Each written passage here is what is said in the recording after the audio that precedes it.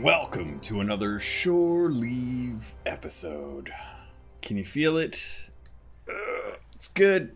We're gonna take a break from talking about Sea of Thieves this week, as I've wanted to dive into some of the stuff that's been going on in the games industry. So, if this is your first time listening to the Shoreleave episode, this is a podcast within a podcast for now, where I want to cover some of the stuff that really I just think intrigues me. So this episode I wanted to talk about two things. Well, one of them is kind of a big thing, so it's a lot of things within that one thing, but the one thing that I did want to get to other than that was the Outer Worlds. And I'm going to be talking about Blizzcon. So those are the two things that I kind of wanted to cover this episode. My impressions of the Outer Worlds as well as BlizzCon, what I thought of it, what you can expect from Blizzard if you're a fan of their games like I am, and just if you had any interest in the Outer Worlds, because that is something that, while technically is on other systems, and coming to Switch later on, is available on Game Pass right now. So let's get into it. The Outer Worlds is a game made by Obsidian. Full disclosure, I have a friend in that company, so I wasn't really expecting a whole lot when I got into the Outer Worlds. It's an interesting kind of third or first person game where you're going to be going around to these different worlds. You kind of you're frozen and hibernation as you're sent out towards the outer rim of planets that are being colonized by companies, and come to find out something goes wrong and you get unfrozen quite a bit later. So in this game, the idea is that you're going to be traveling around to help try and unfreeze the rest of the passengers on that voyage ship, Hope.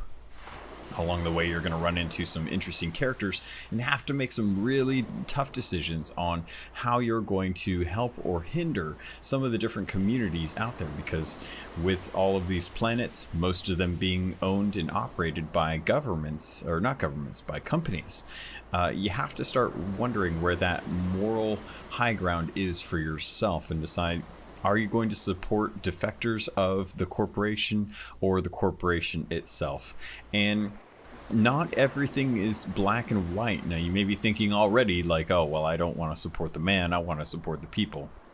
And you wouldn't be wrong in some cases, but this game gives you very good reasoning why you wouldn't want to support either. And it does kind of come down to making that big decision within the first couple hours of the actual game. That helps kind of give you an idea of how this game's going to play out. It's a shooter. It's very much in the essence of a Fallout game, from what I've been told, bearing in mind that I've only ever played Fallout 76. So you'll go around, you'll do some gathering of supplies, and you'll level up your skills, and a lot of it does have some heavy D&D influence. So you're going to have intelligence, you're going to have strength, you're going to have charisma, you're going to have stamina, things like that, leadership skills, being able to sneak around and lockpick stuff and hack into terminals. If you don't have those checks, then some quests won't show up for you until you try playing a different way. One of the things I think I've enjoyed the most out of this game is taking my character and planning on playing them the way that I think would be interesting, which I picked the character and selected my persona, and my persona is that of Jack Sparrow. So everything I do in the game is pretty self-serving, and I try to spend a lot of time making choices that I think Jack would make, while still trying to keep some fun in the questline series of it. Like, I don't want to miss out on too much, so I try to make sure that while I am playing, I am trying to kind of understand a little bit of the story and what's going on with each planet, even though it isn't necessarily the most self-serving thing. That being said, I have been stealing a lot and murdering a lot of people because I thought that's what Jack would do. And it's definitely brought a lot of joy into the short amount of time that I've been able to play it. I'm on the second planet after visiting the first actual spaceship, and then the Hope itself afterwards. It's an amazing game. Everything about it feels really good. The decisions that you make feel like they actually do curve the experience. And if it, so with most kind of choose your adventure games, there's a lot of emphasis on learning or taking different dialogues, and that may increase or decrease your reputation with those factions, but they don't always ever feel that impactful, because at the end of the day, you're still going to get to the same ending. With this game, you can kill just about anyone you want in the game. I think there is only one character that you can't. And after talking with my buddy about it, they even tried to do the game so that you could kill him. But it unfortunately didn't work out. So there's one person that you just cannot kill. Going into the actual combat of it, I've actually really enjoyed the combat. I've been leaning more towards a rifle and a shotgun approach, with some big, heavy energy weapons that are kind of fun to run around with. You'll come across your normal kind of beasts out in the world, as well as some marauding humanoids that are kind of out there just to steal for their own. And there's different factions, but the factions themselves haven't felt too relevant. I think the thing that I've enjoyed the most about this game are the dialogue trees and the sense of kind of a dark humor that is brought into this game, because they all kind of recognize that they're part of a system. So there's always like the Spacer's Choice motto that kind of floats around the game. You know, it's not the best choice, it's the Spacer's Choice. Suggesting that, you know, you're getting that lower quality product, but you know what the product is. So it kind of reminds me of Idiocracy. If you've ever seen the movie Idiocracy, you'll know that corporations have kind of taken over, and, you know, the people of Idiocracy don't even know what water is outside of it just being used for toilets. So with this game, some of the biggest things that I think you'll enjoy is the combat, as well as the dialogue trees. I've had a lot of fun talking with the different NPCs and kind of seeing where things go and how you play it. I've learned that certain skills allow me to bypass some of my more thieving tendencies. So having a lot of persuasion, intimidation, and lying, I've been able to get out of a lot of circumstances with nothing but a bit of reputation loss at that. And I haven't really had too many problems. Now, I have another buddy of mine who's actually playing this game on Supernova. Some of the complaints that he actually had about the game was the AI for companions. On Supernova, when you're playing through that, if your companions die, they die completely. They don't just get back up after a fight, on like normal mode, where if they fall down after the fight's done, they'll just get back up and start helping you again. But with Supernova, he's kind of run into the situation where they die pretty early on, because they just aren't beefy enough or tanky enough or able to evade things well enough. So he's actually been running through the game as a kind of a solo bruiser. You know, he's got high armor and he's going with melee weapons, and he's having a good time with that. And he's seeing how far he can push killing everyone to see how that works out, because you can effectively kill the quest givers as well, but apparently still make it towards the end of the game. Now, I'm probably about 4 or 5 hours into the game right now, and I've had a really awesome time playing this. The actual environments themselves are really beautiful. From what I've heard from other news pundits about the game, is that the game was developed with the idea that the people that have made the game understand color, and have developed the game so that color isn't important.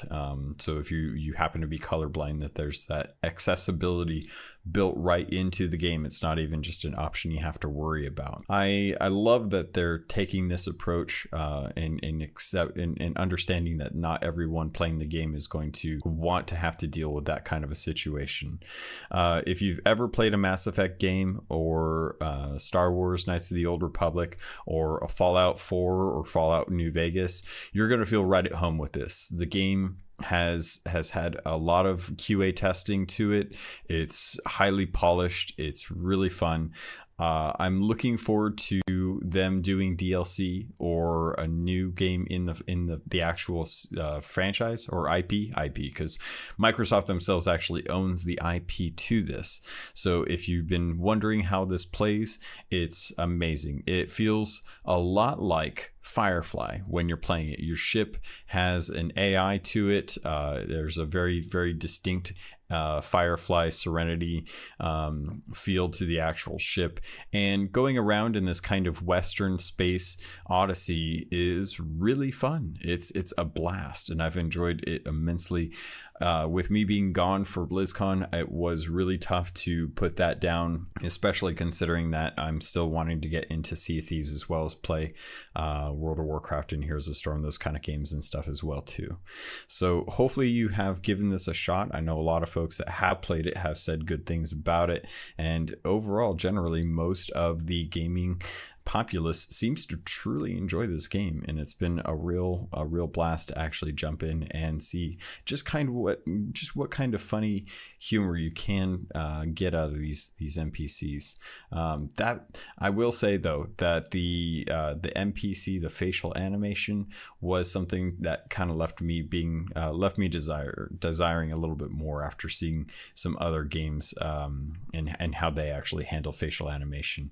It's tough. There's always going to be an uncanny valley, and I think there are a few games out there right now that are just starting to get just past that uncanny valley. I think the cinematics for Call of Duty Modern Warfare and World of Warcraft are the two that I think of where I'm left kind of wondering, man, we're getting real close. We're getting real close to that point where it's hard to tell if it's an actual human or not, just based on how good the scans are getting and how good the animation is for mocap and stuff. So I would definitely recommend it. I would say that if you haven't played this game and you have Xbox Game Pass, to hop in and give it a good half hour, because I think you'll be surprised at how well it plays. It feels really good.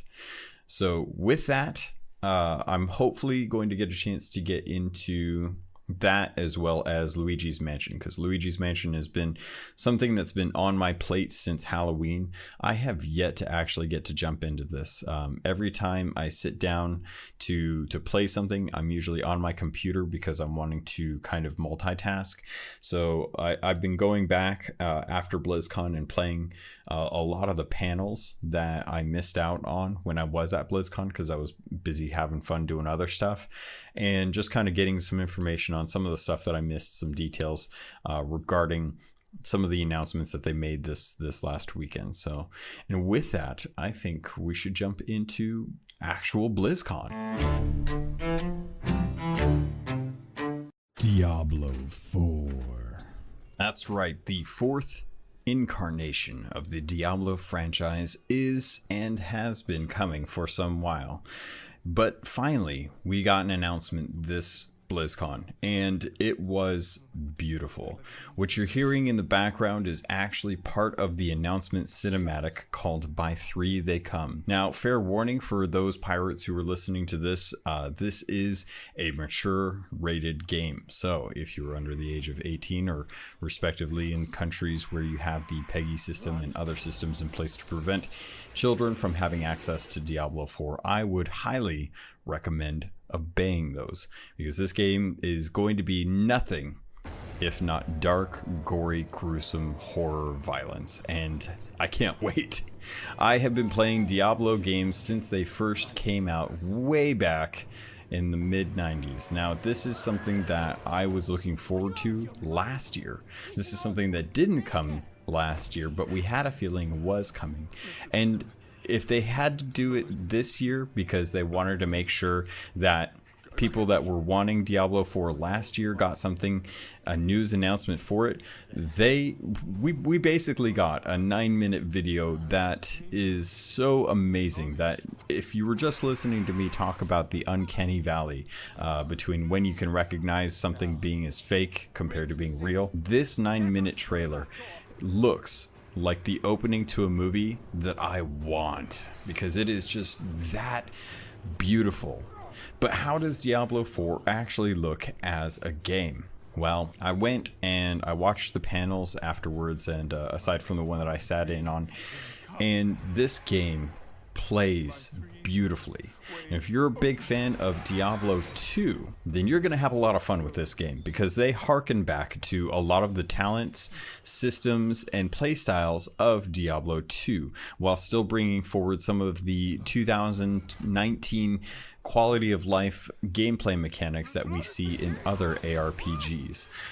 You can actually mount up in this game, though the demo didn't provide that. But there's a lot to this game that suggests that they're getting back to the roots of what made Diablo amazing, being in this world that is constantly ravaged by monsters from hell, as well as dealing with the highfalutin angels from above. And this story takes place years after Diablo 3, after Malthael, after we defeated Malthael, the angel of death. And we have seen in this trailer the reincarnation of Lilith, who is daughter to Mephisto and mother to the human race, the Nephilim. So this story has serious roots into the lore of Diablo, going all the way back to Diablo 1 and Diablo 2, and not forgetting the stuff that we did in Diablo 3. When you sit down to actually play Diablo 4, you're greeted with a familiarity that is really just, it's a lot of fun that they went ahead and brought back the original campsite where you get to choose between the different heroes that you want to play as. In the demo, they had barbarians, they had sorceresses, and druids, again hearkening back to that Diablo 2 feel. The things that I really enjoyed were probably the druid and the barbarian. That tends to be the case with some games, not all games, but the druid was probably the best fleshed out character next to the warrior. The warrior was probably the best, just because of how simple it is to understand what that hero does. There's been some talk going around about how the barbarian can actually wield 4 weapons. The way that works is that they actually are weapon masters. So you get 2 one-handed weapons, and you get 2 two-handed weapons. Now you're not wielding them all the time, but different spells use different weapons. So your normal bash attack would use the one-handed weapon. Meanwhile, your bigger slams will use a two-handed weapon. It's really fun to play. It's really fluid so far, and the druid has the same, where the druid will actually have a pair of wolves following them around as you kind of traverse the world, and you have different maelstrom effects and lightning effects, as well as earth effects, to kind of throw boulders at your enemies or charge at them in a werebear form and then slash at them in a werewolf form, and being able to shapeshift and transition between those fluidly as you kind of go along through this world. All of your favorite creatures from the Diablo franchise are back, including Duriel, who was in Diablo 2. If any of you played out in the sands of I almost said Gadgetzan. Luke Golane. Oh man, I'm blanking. The names in Diablo are some of the hardest to remember for me, but that's because I've always enjoyed the gameplay more than the actual story, even though the story is really good. If you ever gone out to the Maggot Caverns and you fought Duriel, you'll know he's a fun boss to have to deal with, especially if you're a skeleton necromancer like myself and your skeletons are too weak to kill anything on their own, and you're stuck in a bunch of caverns with a bunch of maggots blocking your way from being able to do anything, and you have to go respec to iron or blood golem just to get through there. That's sorry, sidetrack. Getting back to the gameplay of Diablo 4, the environment itself is beautiful. It looks amazing. It's way better, way less cartoony than Diablo 3 is, and none of the spells have any of the trappings of indicating that you're playing an actual game. It feels natural when you see like a blizzard effect, and all you see is the actual blizzard. You don't see any kind of UI reticles anywhere on their projections to kind of point out like this is the area of effect that you're actually casting the spell in. It just happens. Same thing with all the other spells for the different heroes. The physics is amazing. The gameplay is fluid. The world is very different, because this world feels like Breath of the Wild to me. you have a large map that is very much shrouded until you go out to different towns and quest there.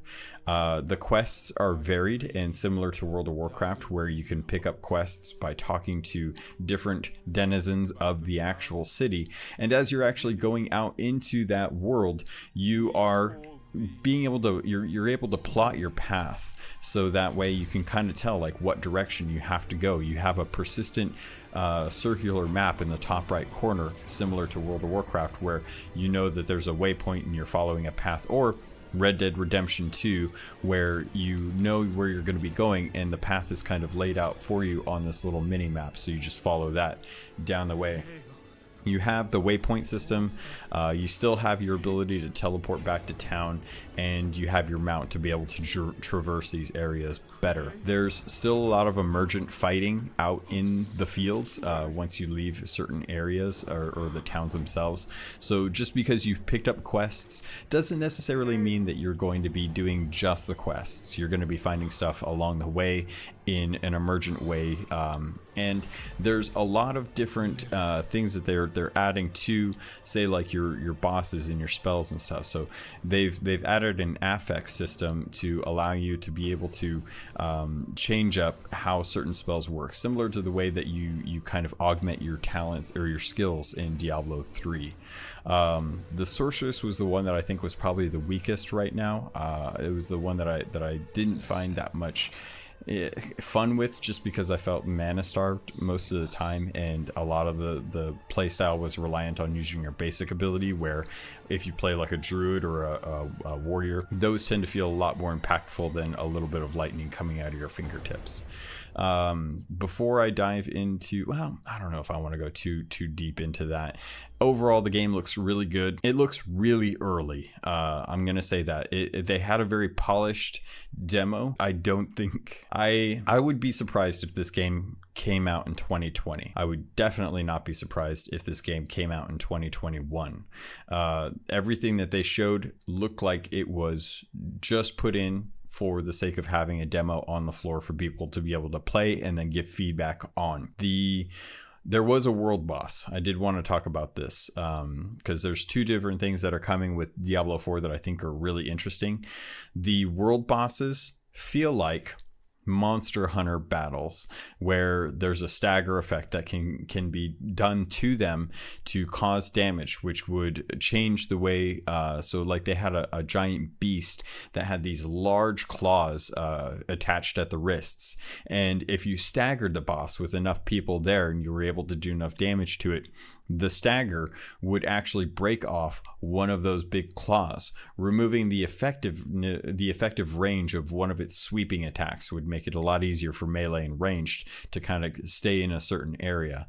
The camera actually pulls back when you're doing this, and everyone still gets their own bit of loot when bosses and stuff drop too, so you're not fighting for that. There's talks of PvP coming into the game, which has been missing for Diablo 3. It's been just largely a big PvE game, and they're definitely bringing back the PvP. They said that they want to balance it for both, not just one or the other. So if you use something in PvE, you can use it in PvP. I'm sure people will figure out the best stuff for that when the game actually comes out, as they always do. The other thing that I wanted to talk about was keyed dungeons. If you're playing Diablo 3, or better yet, if you're playing World of Warcraft, or I can't think of any other games that actually do this, but essentially what happens is you find keys out in the world, and these keys can be broken down for materials for building, or you can use these to actually augment or increase the difficulty of dungeons, randomized dungeons. When you're actually playing out in the world and you go into a dungeon, you're essentially playing like an instanced area, and these keys make it harder by adding elements or changing affixes to bosses or enemies, so that it's a little bit harder. So say a fallen shaman, if you're familiar, will resurrect a fallen one or an imp or something. If it's given the multi-shot affix, then instead of just raising 1, it'll actually raise 3, making it a lot harder to combat, especially with difficulty being raised up in general. The one thing that I thought was really interesting about Diablo 4 in general was the removal of load times. Now, there's a certain game that came out earlier this year that I was looking forward to, and to be perfectly honest, I can't even remember the name of it because I've blanked it out of my mind so much, but it came out right when Apex Legends was coming out in Battlefield Firestorm. I can't remember. It's the one that everyone was hoping was going to be the other Destiny game. You probably know what I'm talking about, so I'm going to leave it at that. But anyway, the game that game I had so many problems with because it was constantly forcing me into load screens, whether I was leaving the open field and finishing getting my treasure from there. I would leave the field and then it would load screen into a summary screen of what I got from when I was out in the open field area, the open world area, and then it would give me another load screen to get me back into town. And then anytime I did anything in town, if I wanted to leave, I would have to go into another load screen to get into my javelin, so that I could go into another load screen to get back into the area that, and it was ridiculous. It was absolutely ridiculous. And the reason I'm talking about it is because in Diablo 3, in Diablo 2, in Diablo 1, anytime you ever wanted to move from one dungeon level to another, there was always a loading screen. And this is something that they've actually taken out of. So the immersive gameplay, not being able to see spell projected UI elements on the ground when you're putting spells down or you're doing stuff, removing the loading screens from dungeons and giving you open world events to be able to mount up onto a horse and ride around and find these big bosses and compete with other people to do it was a welcome change to a constant issue that I think a lot of games have to suffer with, is trying to find the memory and the capacity to load content, stream content in and render it, as opposed to having to do loading screens. Something that I know that a lot of people are looking forward to with the future consoles coming out with the Xbox Scarlet and the PS5. A lot of people are hoping that with the SSD system that the load times are going to be a lot less, because at this point the graphics are pretty good. We're pretty happy with graphics as they are. Frame rate's pretty good. The things we're moving into are like ray tracing, HDR, and shorter load times. And overall, Diablo 4 was probably the biggest highlight out of BlizzCon for me, which is why I'm talking about it first, because out of everything that they announced, Diablo 4 probably is the one that hits home the best for my play experience. So, and a lot of people are probably thinking or wondering, what about Diablo Immortal, the phone game that they announced last year, the thing that really kind of bummed everyone out because it wasn't the Diablo 4 announcement that we were hoping for. Well, the Diablo Immortal took a year off. They came back to BlizzCon this year and they had a demo that was on iPads this time as opposed to Samsung Galaxy phones. And they've spent a lot of time working on it. They've really changed up the way it looks. It doesn't look like a clone for another game that was developed by another company in another country. This feels like it was Diablo 3 that they took, kind of cut out some of the UI elements and made them a little bit easier for you to play on a mobile device, and then brought that to mobile devices. It was open world. I played as a demon hunter and as what was the other one that I played as? I can't remember. I want to say it was I actually don't remember. I can't remember what I played through as the second time.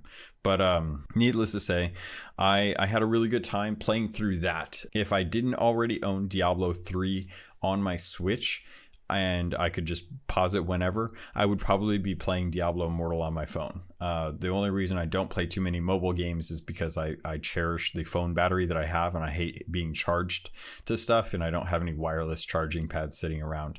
So Diablo 4 or Diablo 3, or no, sorry, Diablo Immortal. If you like Diablo 3, this feels exactly like it. You get health globes, you get mobs, you get your base classes, and you get to build up armor. The interface is a lot easier to interact with now. They've got one button, which is kind of a catch-all for interacting, talking, equipping, comparing armor. It's a lot more fluid than you would expect out of other games. And compared to things like Elder Scrolls Blades or Infinity Blade or some other games in that kind of genre, I would say that Diablo Immortal probably feels the most polished, though they haven't given a release date for that. And I don't want to say that that's because they aren't confident in what this game looks or plays like. I think a lot of that deals with trying to make sure they're getting the right the right things in place to be able to publish it to Androids and iPhone apps. There's a lot of work that goes into submitting a game for online or for mobiles, and making sure that it works on a wide range of devices in an industry where mobile is constantly iterating on its devices and trying to make sure that things are supported for long periods of time. So they got to make sure that the game runs well on multiple devices, and making sure that that those games are being supported on networks for whoever you're playing with. Kind of the reason why they are doing a slow beta rollout for Project xCloud, where it's only Android devices and it's only on certain networks in certain countries. So I imagine when Diablo Immortal is available, they'll probably start pushing it out slowly to the actual population for the game.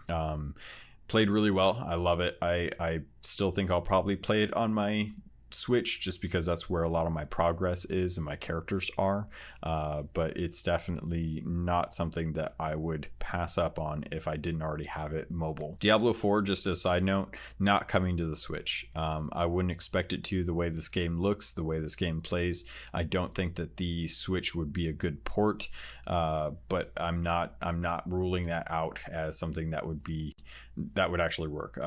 Diablo 3 is a much older game, and Diablo 4 definitely does not look like it's less of a game, just because it's an isometric game, or isometric view.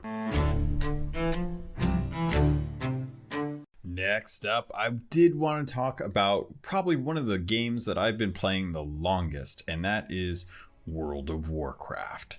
So what did they announce? Well, they announced the next expansion, which is World of Warcraft Shadowlands, which takes us to an entire new realm, the realm of death. When you die, this is where you go. And when you get back, you come through the spirit healers. The place of entry is going to be Icecrown, and we got an amazing cinematic that came where Sylvanas, who has pretty much been kind of on her own campaign outside of Battle for Azeroth, has moved her way to Icecrown Citadel to confront Bolvar, the current Lich King, and take his crown before just decimating it, opening the gateway to Shadowlands, this mirrored world that's out on the opposite side of the Emerald Dream, where it's the place for death, where all souls go to. And after Sylvanas has defeated Bolvar, Bolvar is left sitting there, helping us to try and get to the Shadowlands. One of the main problems now is that before the expansion goes live, there's going to be pre-patch events. Because we have no Jailer of the Damned, we have no Lich King, the Scourge that are in Northrend are going to start running rampant, because there's no one to keep them in check, at least not since Bolvar was defeated. So as you get into the Shadowlands, there are going to be options to be able to bolster the Death Knight class. So if you've wanted to be some of the new allied races as a Death Knight, but because the Lich King had no longer been raising Death Knights, there is now an option for you to become a Death Knight. However, whatever race that you want to be, Coltiran, Dark Iron Dwarves, Volpera, whatever you want, it's kind of nice. With the Shadowlands, this was really awesome because they're totally taking some of the great things about past expansions and bringing them forward. So if you played through the Burning Crusade and you remember being at Shatrath and you had the option to choose between the Aldor and the Scryer, and in each one, it's not that any of them were completely against each other, but they had their own motivations and reasons for it, and you picked one and you leveled that reputation, and you got specific rewards and stuff from those different reputations. This is that to the nth degree, because not only are they giving you different reputations that will be kind of your allegiance as you go into the Shadowlands to help try and find out why Sylvanas is in league with this character called the Jailer that is residing in the Maw, which is the place where all souls are now being sent to bolster its power. Sylvanas has been gaining power in league with the Jailer, who has been making her more powerful because of all the death and all the souls that she's been sending to the Shadowlands, and the Maw has been gathering those up and increasing its power, which is then drawing power away from the rest of the Shadowlands. So it's up to you who are now able to escape the Maw because you were so closely tied into the heart of Azeroth thanks to Battle for Azeroth, that you are able to go in to the new main city, Boreos, which is going to be kind of the main hub that you're at. It's not going to be the Dalaran, it's not going to be the Stormwind or the Orgrimmar.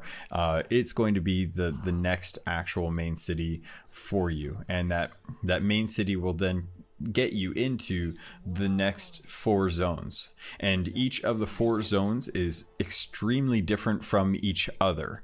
The first one that you're going to venture into is called Bastion, and this is going to be home to the Kyrian, who are the race that were actually the ones that predated the Vykrul, which, if you've ever played Wrath of the Lich King, you know that the Vykrul were these kind of spirit warriors that were able to resurrect people after dying and bring their soul back from the Shadowlands.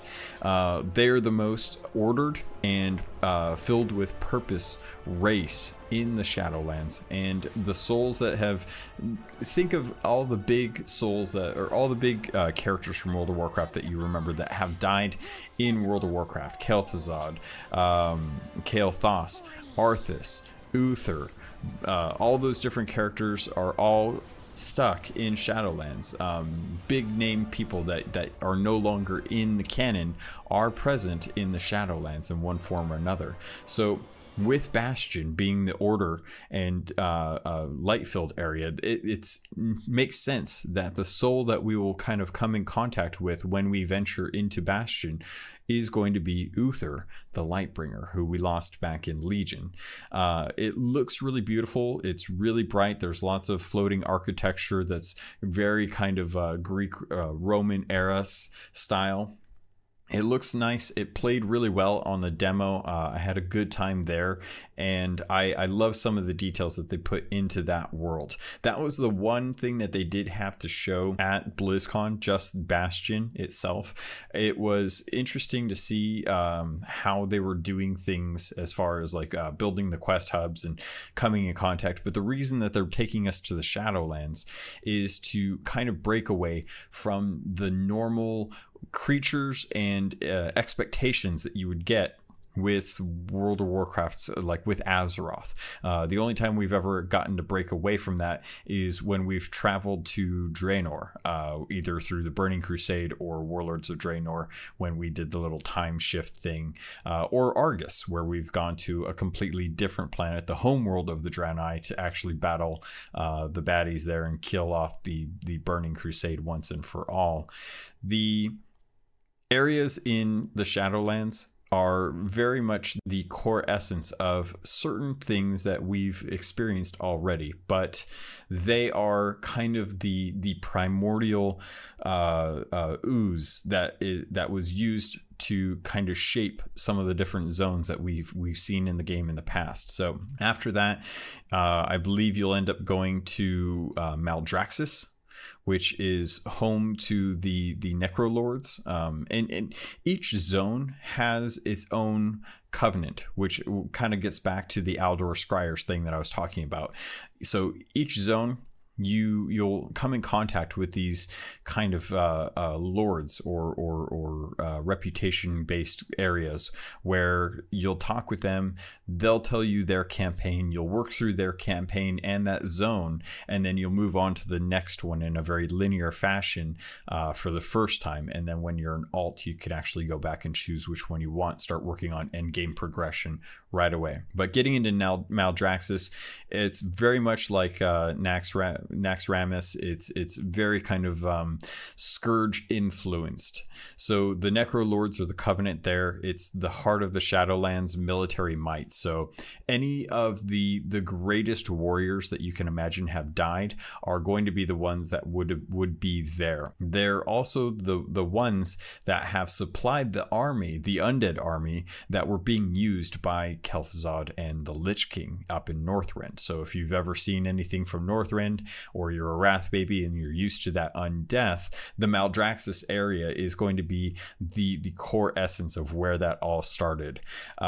Think of the undead being born out of this, and they are in essence the unyielding strength and fortitude of the Shadowlands. They are the hammer that is being wielded by the fist, and the soul that you're likely to see there is actually Draka, who is Thrall's mother.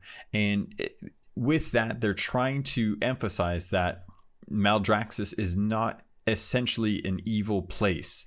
It's just a place of strength. And the undead, because you're in Shadowlands, everything is based around the idea of death. Maldraxxus is just the army for that. The next area that they talked about was Ardenweald, which is home to the Night Fae, which, if you think about the Emerald Dream being the positive summer spring zone to the afterlife, where everything is bright, it's vibrant, there's lots of life and growth being had there. Aidenweald is the opposite. It is the fall. It is the winter, and with that, you're going to be coming into a very kind of enchanted, fairy-like forest. Everything's going to be tainted with like anima, so it's going to be very kind of magical and in nature, in its nature design. It's the place for rest and rebirth. So souls that go there are being prepared to be reborn. And the example of the soul that they gave is Cenarius, who is the demigod that was corrupted in the Emerald Dream back in Legion and then killed as a result.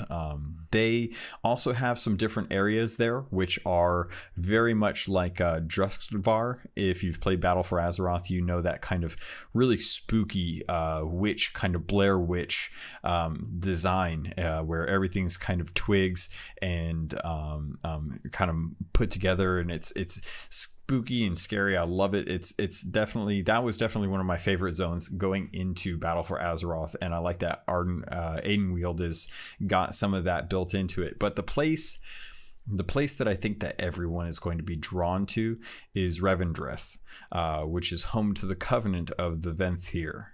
And all that made no sense to anyone that hasn't played it or watched anything from the Shadowlands trailer. But imagine, if you will, a world that is constantly covered in clouds, and it's dark, it's dreary, it's very gothic, lots of pointy spires. Think Castlevania. Think the actual Castlevania, the actual TV show on Netflix. That is essentially what Revendreth is.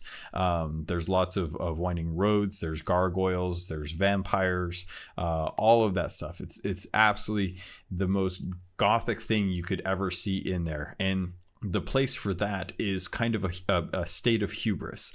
All of the souls that are there are sent there because they're either too proud or they're not humble enough. And the reason that they're sent there is so that they can get brought back down to a very humble state and then built up with the Venthyr to be able to become ready to get back into the natural world. So one of the souls that they said was going to be something that one of the souls you'd encounter there is Kelthos, who, if you've played through Burning Crusade and subsequently the patches towards the end of that expansion, you'll know that Kel'Thuzad is one of those that was probably the most prideful, the most narcissistic characters that we've had, and unfortunately for him, he's always gotten kind of a bad rap because he's only ever wanted to impress Jaina and be with Jaina, but she went with Arthas, and then as a result, he hated Arthas, so then he wanted to fight Arthas. Whole crazy story there that I've always loved, and I've always felt bad for Kelthos as a result. One of the nice things that they showed with Revendreth is that some of the areas, the light has actually broken through the cloud cover, and as a result, it's actually scorched the earth or the ground there, the soil as a result, kind of similar to what you would expect if you were to see a vampire caught in sunlight, how it would start to burn up and stuff. As you've been listening to me talk about this, you've probably been wondering why I've been talking about these reputations, these covenants. And these covenants are going to be something that you want to dedicate yourself to one of them, one of the four. So when you play through the campaign for each zone, it'll be a linear fashion. And then at the end, when you hit max level, then you can kind of decide which of the different covenants you want to align yourself with. And when you do that, you'll actually start to gain spells specific to your class as well as specific to that covenant. And on top of that, they'll give you themed armor as well as mounts for that and specific things you can do there. It's going to be something that I think a lot of people are going to be drawn to. If you played through Legion, then you had the class order halls that gave you kind of something to feel good about, because you were helping your class's order hall with specific quests and things like that. And this is kind of like that, where you're going to be choosing something to represent yourself, and you can actually wear the armor and the mount that shows off that you're helping that faction, that covenant, that reputation. The one thing that came out of this that was kind of interesting is a new system that they're putting in place. If you play through Battle for Azeroth, you've done island expeditions, which are kind of roguelike experiences that are rather short. They're taking that and they're bumping it up. So they've got a new dungeon in the Maw, which is where the jailer is based, who is called Torghast. And Torghast is similar to Slay the Spire, where you're going to be getting a group together, or you can be going as yourself. If you've ever played through Legion and you were working through Suramar, you had the Withered training. It's similar to that, where you're increasing the power of the Withered training, but in this case, it's focused on you. You're going to be augmenting your spells and powers as you work your way through this Torghast tower, and it's a roguelike. You go as far as you can. The more you do it, the more you get buffed up. The more times you go through there, the more you'll get buffed up, and the further you'll progress as you play through these zones, or through this dungeon. It's designed to mostly give you really good, powerful rewards, because at the end of it, you'll be able to get a powerful anima reward, and that anima is how you'll feed your covenant to help make sure that the power that's being taken from the souls that are being drawn into the maw are then sent back to the different zones and the different covenants for the rest of the Shadowlands. Because right now, the jailer, who has been gathering souls from people dying in the real world or in our world and traveling to the Shadowlands, the maw has been catching those and keeping them captive, which is why Sylvanas went in and burned Teldrassil and killed all of those innocents. She's essentially been feeding the maw and the jailer to get power so that she can do whatever she's trying to do, which I don't really understand what she's trying to do. None of us really do, but they've said that this expansion is designed around trying to find out why she's doing what she's doing and why she's in league with the jailer in the maw. I love the idea that they're bringing a roguelike like Slay the Spire to dungeons, and that it's going to be something that is going to be present for all max level players to kind of work their way through, as opposed to just consistently doing Mythic plus dungeons or raids. The big thing that came from this that didn't revolve around the actual expansion was their commitment to reintroduction or revamping the player experience for leveling.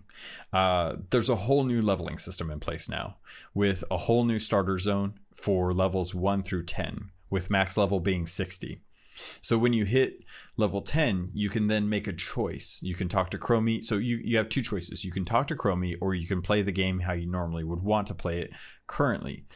If you choose to pick Chromie, she will then give you an option to choose which campaign which expansion you want to play with.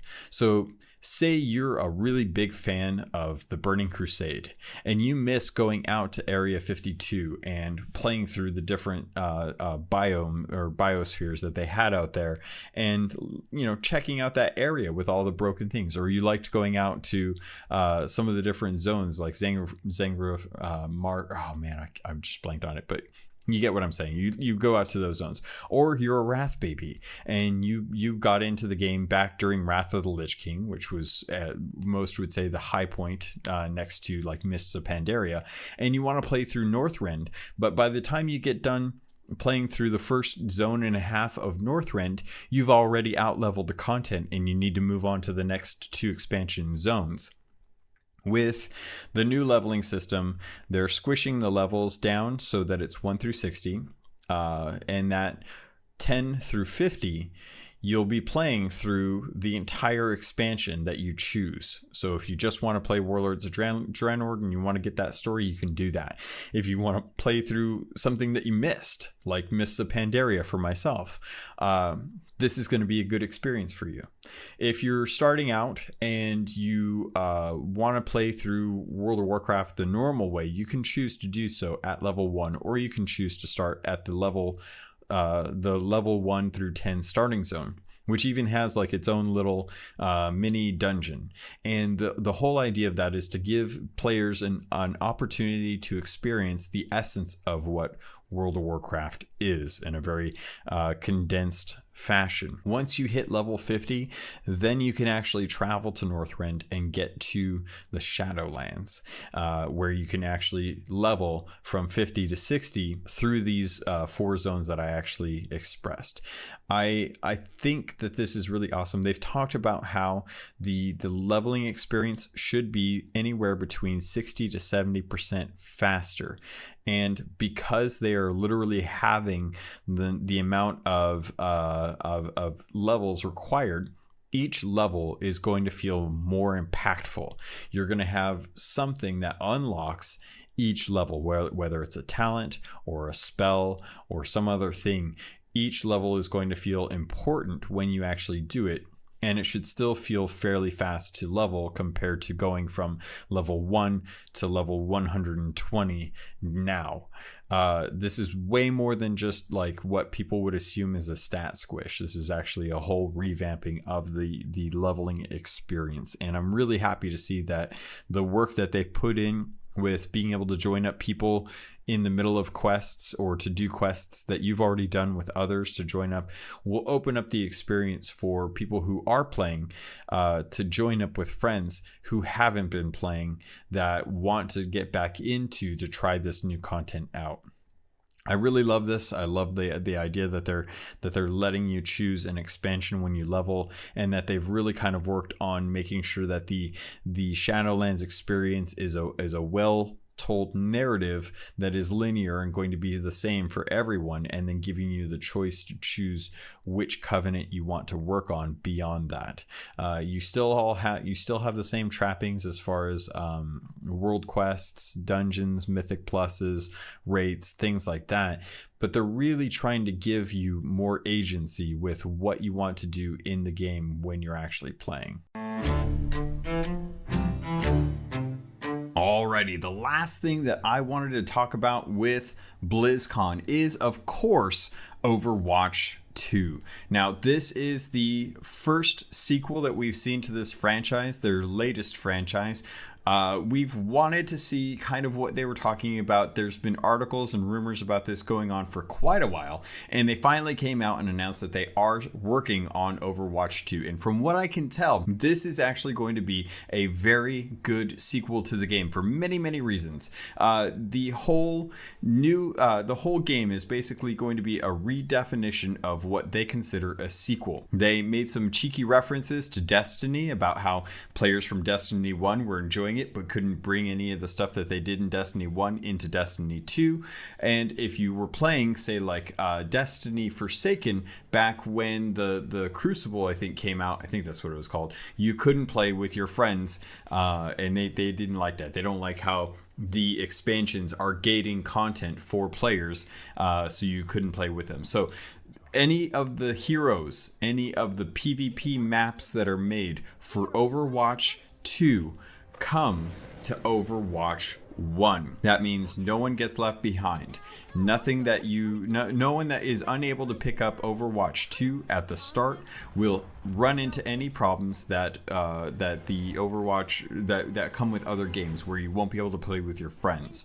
Now, what is in Overwatch 2? Well, I've already kind of mentioned a couple of these things. New heroes. Sojourn was the first one that was shown off. We also know that Echo is going to be coming. But with that, they're also bringing in new PvP maps. And for the first time, a new core game for quick match and competitive called Push. So how to explain Push? Well, Push is a symmetrical map that has two pathways on it. Anyone that's played what's it called? Heroes of the Storm. I don't know why I blanked on that for a second. And if you've ever played the Overwatch map on that, you'll know that there is a payload that has to get pushed from one end of the map to the other. And the way it's designed is that it's not symmetrical, but you have to be present to move it forward. So with the way Push works is there is a robot in the middle of the map and two barricades for each team. Each team that is escorting the robot will push the barricade further and further till it hits a checkpoint, creating a new respawn point for the match. If you're able to get your robot to push the barricade all the way to the end of the map into the enemy's team side, then you win automatically. Whoever pushes their barricade deeper into the opponent's territory at the end of the time wins. So whoever gets it further deeper into enemy territory wins. It's kind of like a way of tug of war where you're basically trying to get the barricade further and further along. When you lose control of the actual robot who's pushing the barricade, the robot will run back to the middle of the map. Now, when he's running forward, he'll run forward quicker to where the barricade is, to help make sure that he's not you're not losing too much time if you happen to wipe the other team and gain control of him. With that in mind, you're also going to run into a lot of problems where the other team can use the way the map is designed to flank you to help prevent you from being able to push that barricade forward. The barricade always stays in place unless it's being pushed, so it will never move backward, but the robot itself will. And I really like the idea of creating this so that you're making progress and you don't lose that progress unless you lose control of the actual robot. Whereas with like an escort to a payload, one person can sneak off and push the payload if the map fights start taking place somewhere else. I really like it. It was really fun to play when I got a chance to do that. But I think the thing that the most of us wanted out of a second Overwatcher or an addition to Overwatch is story mode. And that's something that is definitely coming with Overwatch 2. You're going to be uncovering a lot more story and a lot more cinematics with this mode. And the way it's going to work is you will be paired up with 3 other people. And you can decide what characters you want to take into there. But the way that the story mission works is you will start out the story mission and then slowly progress through a narrative to the end of the mission. As you're going along, there are going to be certain checkpoints that when you get there, you'll see there are different item augmentations. One of them being, like for example, when I played it, I was playing as Reinhardt. And there was a barrier that I could pick up that would be a large circular barrier that goes around that protects us beyond just my shield. And I could use that once and then it would go down on cooldown. And the further we progressed into the story, the more opportunities for these to pop up were that would actually upgrade the actual item that I was holding. And on top of that, they actually had a talent system. This talent system would actually augment some of my abilities. So the first one that I had the option of causing my slam to cause an eruption, so like a secondary explosion. Or I could choose to go the other route where as soon as I hit something with my hammer, every consecutive hit after that would be on a faster swing timer. And they did things like this with like Tracer. They talked about how Tracer, when she uses an ability, the ability will actually reload her entire magazine clip so that if you're timing it right, you'll never run out of ammo. Or you could augment your pulse bomb. Things like that to give players a little more sense of customization in kind of a way that, say, like a Slay the Spire gives you the opportunity to change your different cards and augment them to make them stronger or different in how they interact when you're playing through the mission. The look of the game is going to be different. It looks a lot cleaner. They've gone in and put a lot of work into the facial animation, the actual design, but still maintaining some of that silhouette that you recognize the heroes for when you're actually playing. The first thing that I noticed with this game was that it definitely looks like Overwatch, but it looks like a better Overwatch in general. And originally I had thought that this was going to be in a new engine that they were able to use to be able to expand out hero missions and story missions in the PvP side as well too. They've actually said and clarified that this is still the same engine, but it's a highly upgraded engine. So one of the things that they wanted to talk about with redefining their sequel dealt around what does it mean if you are in Overwatch 1 and you want to pick up Overwatch 2. A lot of us have spent a lot of time grinding out loot boxes or purchasing loot boxes and getting event skins and things like that. And all the heroes that we have in Overwatch 1 are going to be in Overwatch 2. So what happens to those skins? And they have confirmed that all of your skins are going to be moving forward as well too.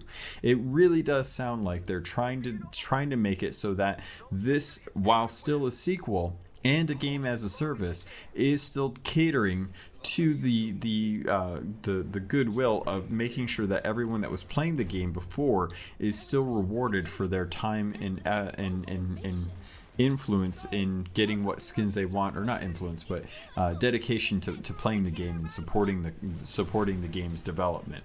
I love that they're doing this. The time that I spent playing the story mission, it was really fun. It felt very much like Gears of War when I was playing through that.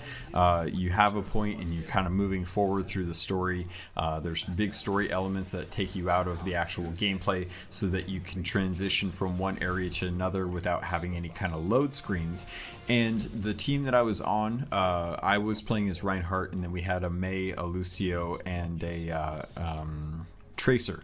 And the stories are going to be pretty set. So there's only going to be a certain number of heroes that you can play from, because if you're, say, taking on Null Sector and you're destroying a bunch of robots, but you are picking Reaper, who's aligned with Talon, and that doesn't necessarily fit into his story, then that doesn't seem to make much sense as to go with the actual story. So some heroes will be involved with some stories, and they want to make sure that allegiances to Talon or to Overwatch or to Null Sector, those are respected in regards to story, because that's what it is. They're telling a story. It's not necessarily a PvE mode for people who just want to play PvE Overwatch.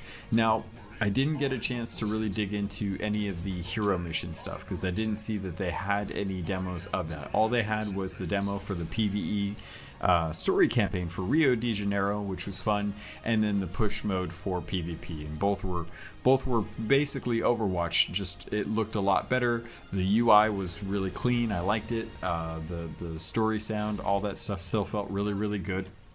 And it just felt like a natural step up from where we are with Overwatch.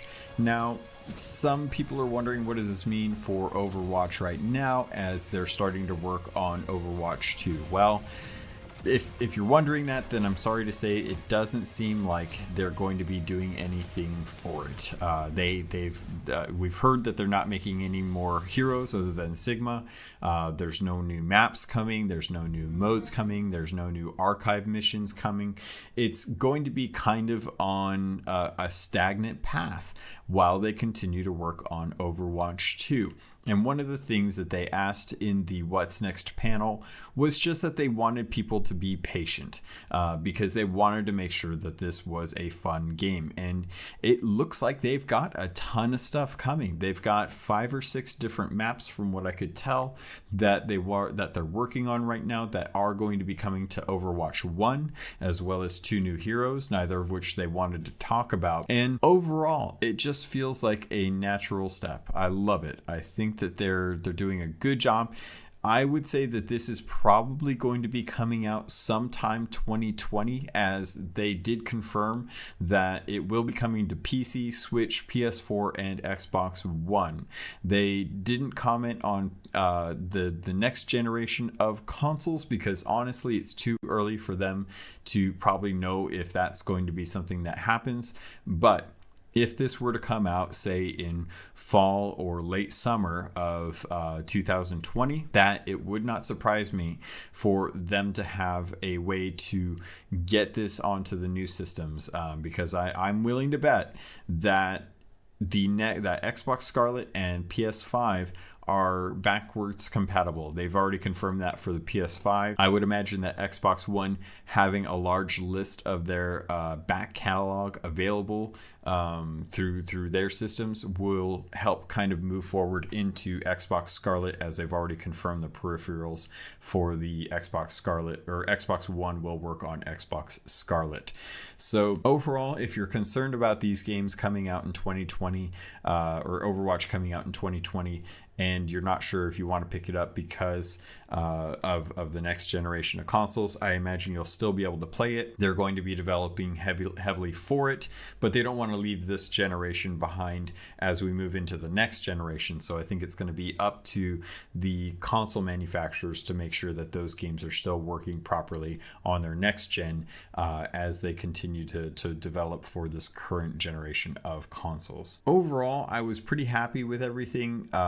The esports side of it, I didn't focus on much this year because HGC was canceled last year.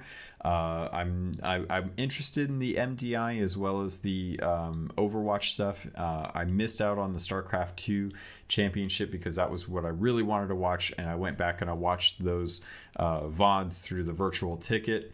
And if you guys are fans of Warcraft, right now is the 15th year anniversary of World of Warcraft. They have an event right now where you can go to the Caverns of Time and talk to Chromie, and she will set you on a path to go and do 3 portions of 3 bosses from 3 different expansions. So 9 bosses total. And what that gets you is the Deathwing mount. So if you're playing Battle for Azeroth, make sure you jump in and actually get a chance to get that. Log in, get your token for additional reputation, as well as your Black Drake Nether Whelp pet. And just enjoy the amount of games that we're getting. I'm really looking forward to that. I didn't spend any time on StarCraft 2, but they are getting Mengsk as the co-op commander. Hearthstone had big announcements regarding a kind of auto chess based game for their next Dragon expansion, and they went through their different cards and whatnot. I don't play Hearthstone really because I'm terrible at building decks, which is why I don't play Slay the Spire all that much, even though I like the concept of it. I'm just not good at being able to work out like how I should be doing stuff or what I should pick or how I should plan each thing. Kind of goes back to that whole idea of being bad at turn-based games and focusing more on action-based games. BlizzCon overall for me was amazing. I absolutely loved it. I got to spend all the time that I wanted with all of my buddies at Blizzard and all of my friends that are fans of the games. I don't think there was anything that I felt like I missed out on that I couldn't just dive back into with the virtual ticket. And I'm looking forward to the next 2 years of Blizzard because Diablo 4 is going to be excellent. The World of Warcraft Shadowlands looks like it could be very promising if they're able to deliver on what they've talked about. They have a history of not necessarily hitting all those, unfortunately. And then with Overwatch 2, I love playing in Overwatch. I'm terrible at it, which is why I generally pick up supports or big tanks and go for that.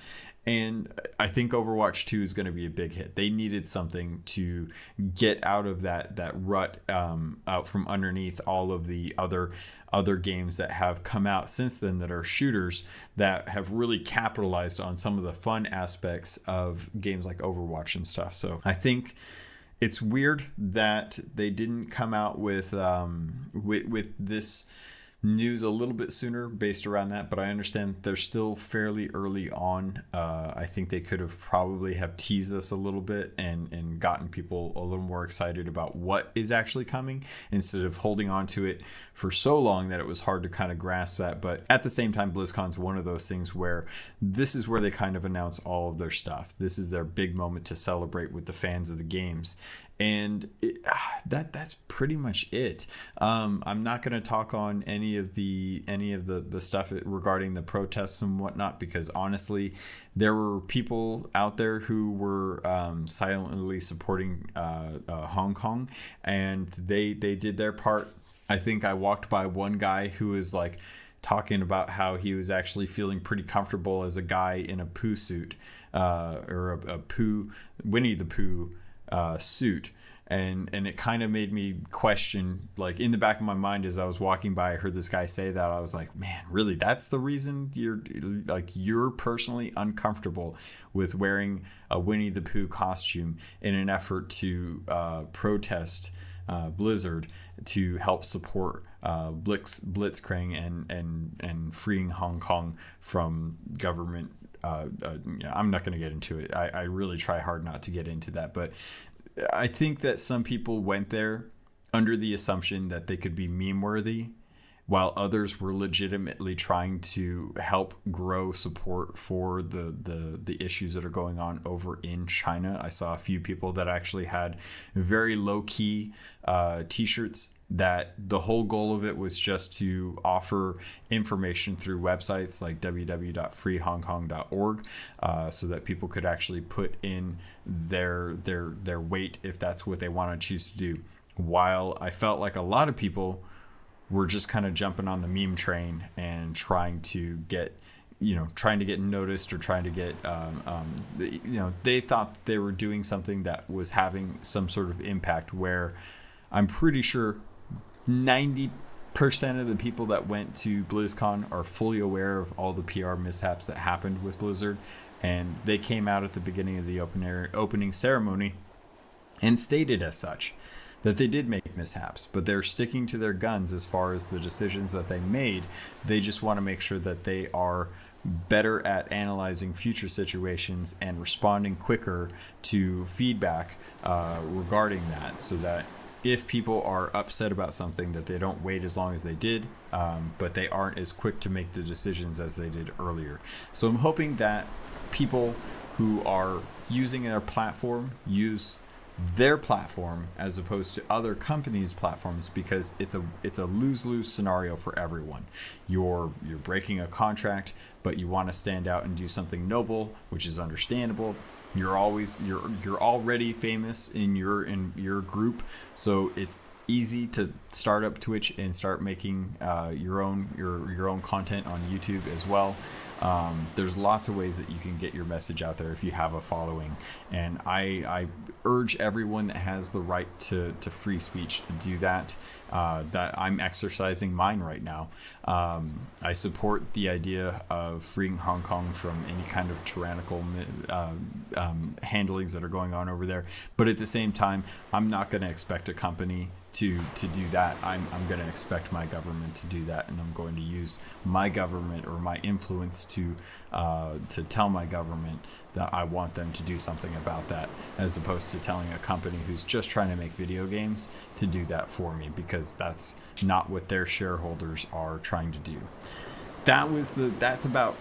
I've been holding on to that for a long time. So if you're listening to this and you're like, oh God, I didn't want to hear about politics, this is it. This is all you're going to get out of me. I don't like talking about this stuff on podcasts. It's not something I ever wanted to have to worry about. I would much rather just be talking about games, because honestly, that's what I'm here for. I'm here for the games. I've got way bigger beefs with other things besides what's going on in the world to have to like my money and influence only goes so far. So I just want to make sure that I'm making something that's entertaining for you, because I had a good time and I like sharing that news with you. And I love hearing your feedback. With that, bear in mind that everything that you've heard today is coming from my perspective. So if you don't necessarily agree, I respect your disagreement.